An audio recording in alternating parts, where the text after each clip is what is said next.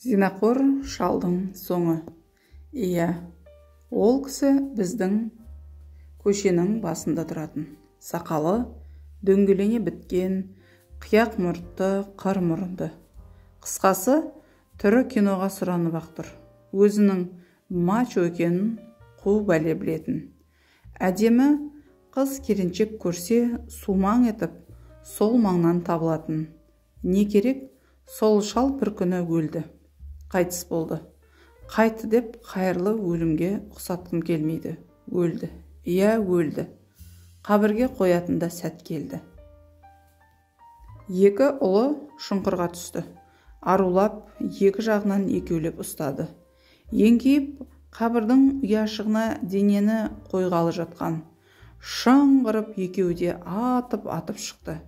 Әкесінің мәйіті құлады да қалды. Жұрттың бәрі не болды деп шулап кетті. Қабір іші жылан толы, құжынап жатыр деді. Қорыққандарынан түстері өзгеріп кеткен. Үрпиісіп қалдық. Бір уақытта қабірге молда түсті.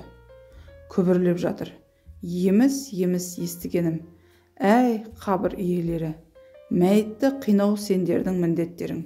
Біздің міндет жерге тапсыру. Орындауға рұқсат беріңдер.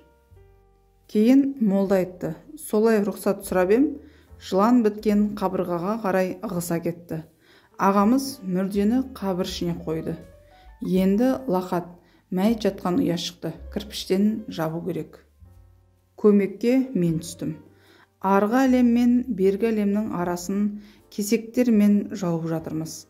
Арғы беттен қырш еткен дыбыстар естіледі. Тісің қышырлап, денең шымырлайдай. Анау дыбыстарды естісең, зәрем зәр түбіне кетті. Қайтып келеміз.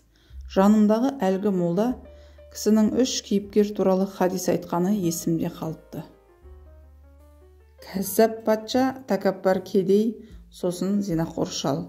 Міне осы үшеуі Алланың мейірімінен мақұрым қылатындар деді. Көзіме жас келді.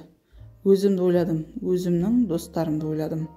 Көбіміз үйленгенше қызға барып қалайық деп жүреміз. Үйленеді, көзді ала бере, левый жүретінін қоймайды.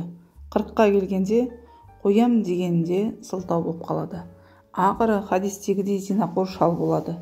Ал оған енді хадистің үкімі жүреді. Ойнастың жазасын тек қабір мен ақыретте татпайды екенбіз. Осы өмірде де трахманияс, мерез деген ақшаға емдеуге болар. Бәлекеттерді қойшы, ақшаға сатып ала алмайтын дүниеңді бұзасын. Ол өзіңнен кейінгі ұрпағың.